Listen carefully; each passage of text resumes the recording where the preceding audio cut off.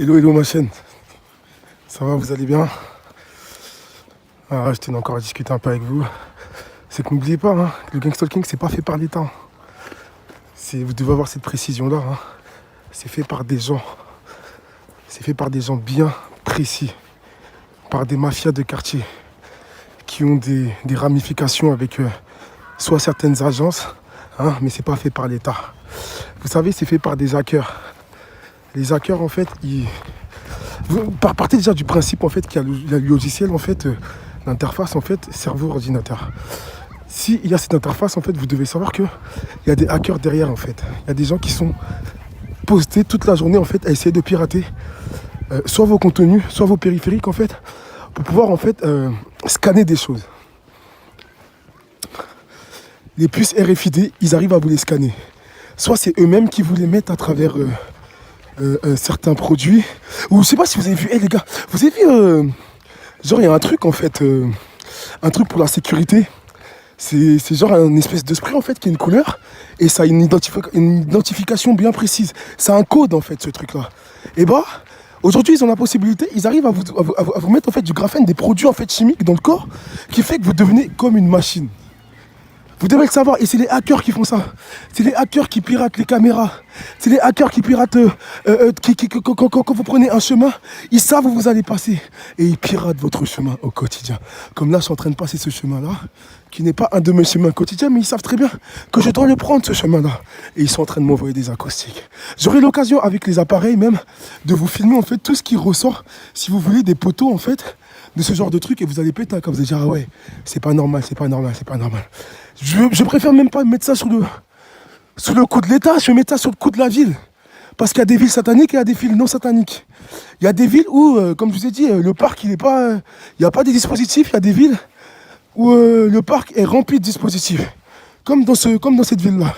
Et je vous ai dit, tous accordés en fait avec leur gématrie satanique.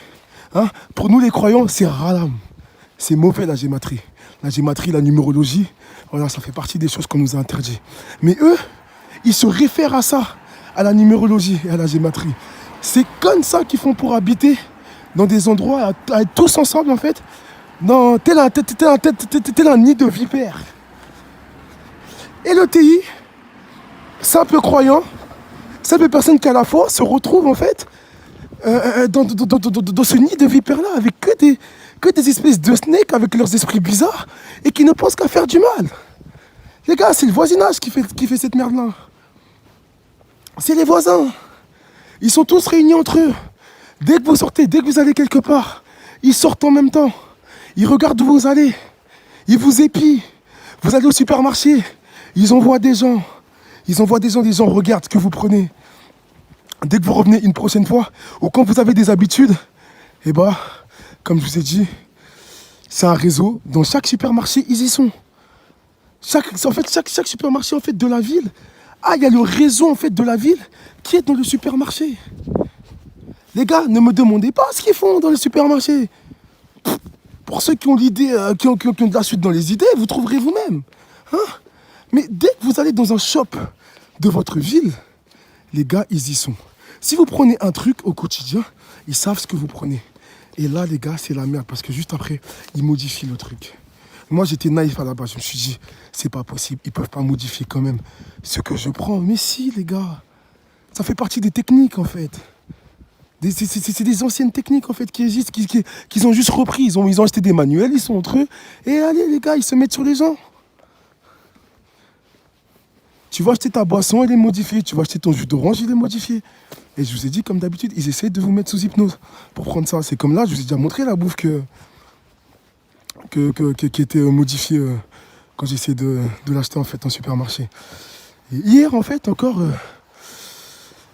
ils ont changé de technique maintenant. C'est que les choses, en fait, sont desséchées.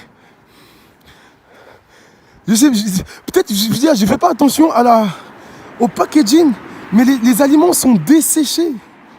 C'est plus comme ils ont encore trouvé une nouvelle technique pour essayer de mettre leur graphène et leurs emplois à l'intérieur. Parce que je ne laisse pas la nourriture chez moi. Parce que je ne commande plus avec Deliveroo ou Allo Resto. Parce que vous devez savoir, les gars, quand tu commandes avec Allo Resto, il y a leur livreur, les gars, c'est tout un réseau. Tout ça, c'est tout un réseau, vous devez savoir. Tu commandes, tu passes ta bouffe, tu passes commande, t'as faim, t'es chez toi, t'es posé. Mais ouais, ce livreur, c'est un espèce c'est un espèce de RG bizarre qui va venir, qui va mettre des trucs dans ta bouffe. Il va venir avec un gros sourire. Et une fois le mec qui vient, écoutez, un des trucs, il vient, le truc est ouvert, bizarre. Il me dit, ouais, excuse-moi, je sais pas ce qui s'est passé, j'ai fait tomber le truc. Je dis, ouais, mais c'est quand même bizarre. Un sachet qui est censé être fermé. Tu dois avoir plusieurs sachets dans ta petite bécane. Pourquoi moi, mon sachet, il est ouvert? Pourquoi moi, victime de harcèlement au réseau, il est ouvert? Et après, vous savez, il a commencé à me parler, il a commencé à partir dans ces espèces de petits délires. Vous savez, quand vous les captez ou quand vous les cramez, ils essaient de faire les cons et d'être amicaux avec vous, et d'être amical avec vous. Hein? Quand mon propriétaire, il a installé des trucs, quand il a vu que le détecteur en fait de fumée qui servait à faire des trucs bizarres, je l'ai retiré, il est venu. Son premier truc en fait, c'était de récupérer ce détecteur-là. Il était obligé de le récupérer parce qu'il savait très bien que le détecteur était bizarre, les gars. Impossible d'ouvrir le détecteur. Le détecteur, tu fais tac, ça s'ouvre. Lui, ça s'ouvrait pas. Je l'ai mis devant ma fenêtre. Dès qu'il a vu ça, les gars, j'étais chez moi. Il savait pas que j'étais. Il a couru, il est venu, il a ramassé le détecteur. Il m'a dit, ouais, t'inquiète, je vais changer la pile, je vais changer la pile, je vais changer la pile, je vais changer ce qu'il y a à l'intérieur. Ouais, t'inquiète. Il a commencé à faire le bête. Et, au lieu de, parce qu'en général, quand tu sors le truc, le propriétaire, il voit le truc, il va dire, mais pourquoi t'as sorti le truc? Lui, il a essayé de failloter, de faire l'imbécile un peu pour récupérer en fait le détecteur. Il a fait, ok, c'est parce que vous n'arrivez pas à changer la pile. Et les gars, quand il a fait ça, j'étais là, je voulais quel de rire, mais je me suis dit, c'est pas grave, tranquille. Il a récupéré le détecteur, il m'a dit, ouais, t'inquiète, je te ramène la semaine prochaine. Les gars, ça fait quelques mois maintenant, il a même plus ramené le détecteur. Parce qu'il sait très bien ce qu'il a installé dans le détecteur. Il sait très bien que c'est lui le bailleur, il sait très bien ce qu'il y a dans la maison. Il sait très bien, mais les gars, même dans la salle de bain, ils ont installé des dispositifs. Dans la salle de bain où je me lave, il y a des dispositifs et je vais vous le prouver. La vidéo, même, elle est déjà faite. Je vais vous la montrer je vais vous la mettre en ligne, vous allez voir. La pièce où je suis, piratée. Des devises partout. Et je vous ai dit, bien avant même que mon gangstalking se mette en place, je réfléchissais déjà à ça, parce que où j'habitais, je vous ai dit, à Palaiseau, là, c'était trop bizarre. On sent qu'en fait, ils mettaient des dispositifs bizarres. Et je vous ai dit ça, ils vous louent ça à des prix bien spécifiques. Vous savez, des fois, vous trouvez des espèces de petits prix bas, des espèces de petits trucs comme ça. Vous pensez que, ouais, les prix sont bas parce que non, les gars, ils savent très bien pourquoi ils mettent les prix bas, en fait. Parce que des gens vont venir et juste après, voilà, ils vont faire ce qu'ils ont à faire avec. Leur argent, ils le prennent d'une autre façon. Ils s'en fichent du loyer, les gars. L'argent, ils le prennent sur votre énergie. Sur le gangstalking, l'énergie, les gars, ça coûte cher. L'énergie éthérique, ça coûte cher. Déjà, quand les gens même vont voir un guérisseur, vous imaginez un peu le prix que les guérisseurs prennent. Les gars, moi, je me rappelle, quand j'étais petit, j'habitais dans un quartier où il y avait des familles. Et les guérisseurs, les gars, ils se prenaient des 2000 € par séance et tout. Bah, imaginez un peu votre énergie. Votre énergie qui vous laisse debout. L'énergie qui fait que vous êtes bien, que vous avez le sourire, que vous rayonnez. Hein?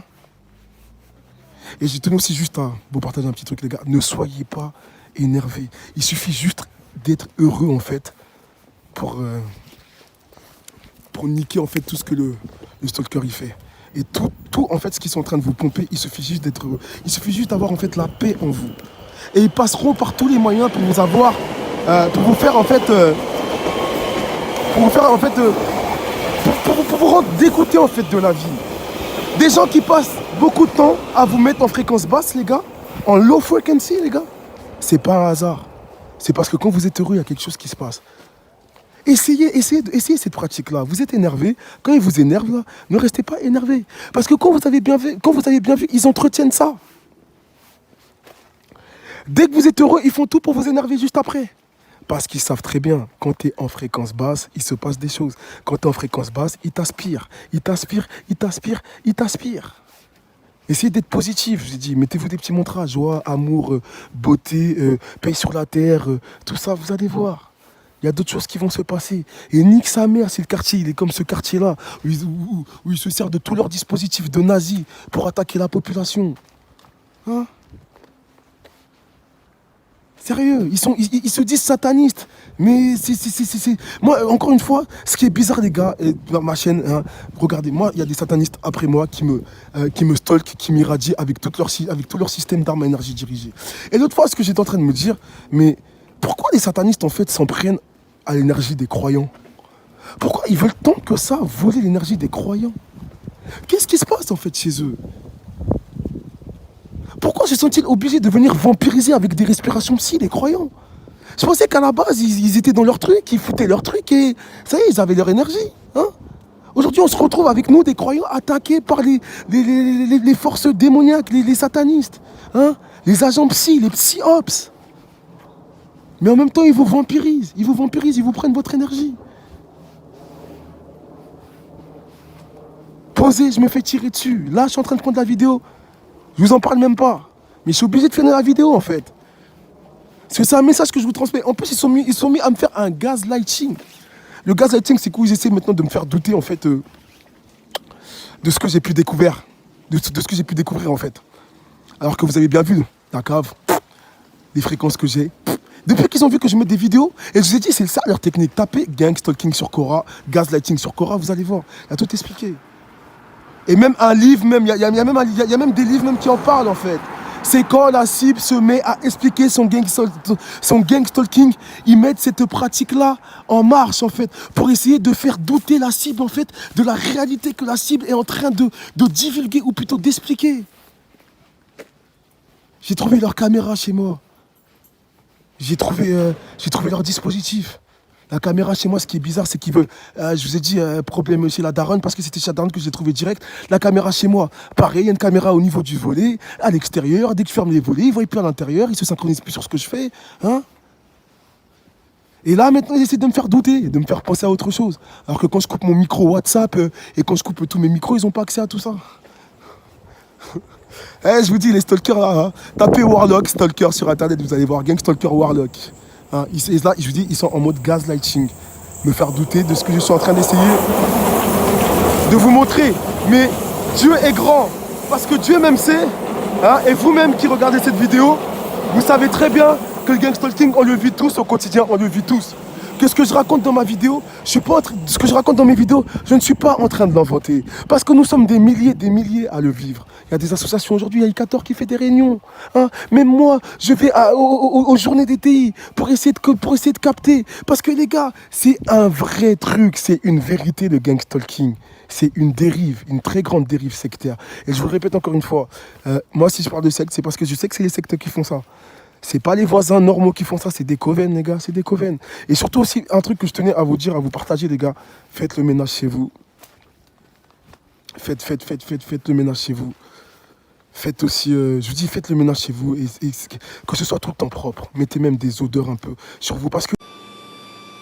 Hello ma chaîne, la vidéo, elle a coupé quand je vous disais de mettre des odeurs chez vous.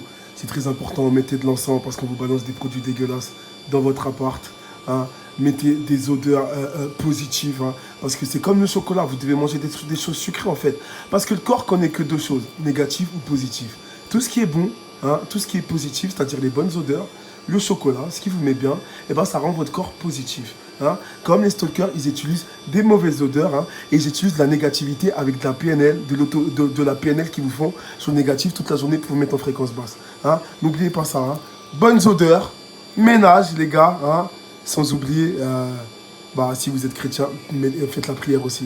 Parce que n'oublions pas que c'est des sectes. Hein. Et surtout les gars, portez le chapelet tous les jours. Portez le chapelet, n'oubliez pas ça. Portez le chapelet si vous êtes chrétien. Si vous êtes croyant, portez les signes religieux. C'est très important pour les bloquer. Allez, ma chaîne.